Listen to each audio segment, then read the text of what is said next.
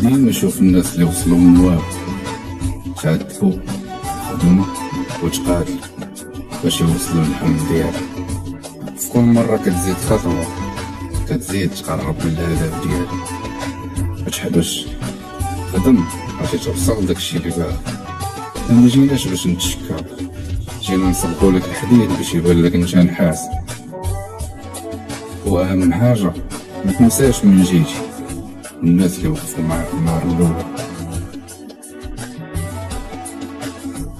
فضلا إذا كنت ليس حاسدا ضع إعجاب لصفحتي واشترك في قناتي مانجر.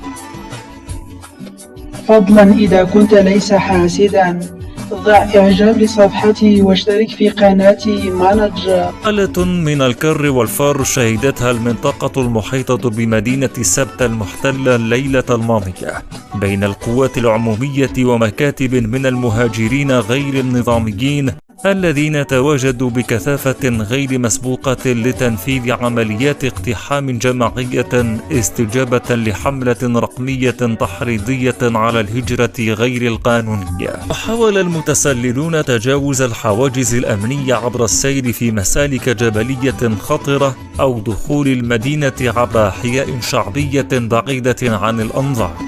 وفي مدينة الفنيدق تحولت الشوارع إلى مسرح للمواجهات والمطاردات، حيث تعرضت القوات العمومية لرشق مكثف بالحجارة من قبل المهاجرين، ما اضطر السلطات إلى القيام بعدة اعتقالات في صفوفهم.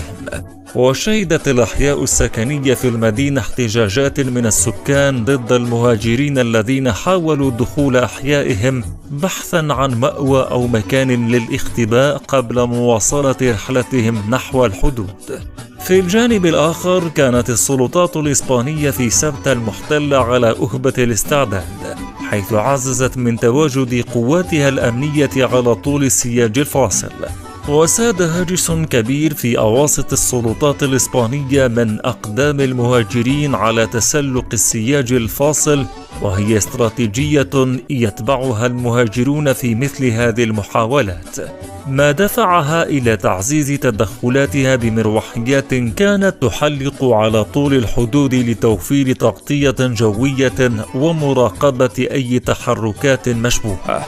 إضافة إلى المواجهات المباشرة، اتخذت السلطات المغربية إجراءات استباقية في محطات القطار، خاصة في مدينة طنجة، حيث نشرت عناصر أمنية بزي مدني لمراقبة الوافدين من مدن جنوبية مثل الرباط.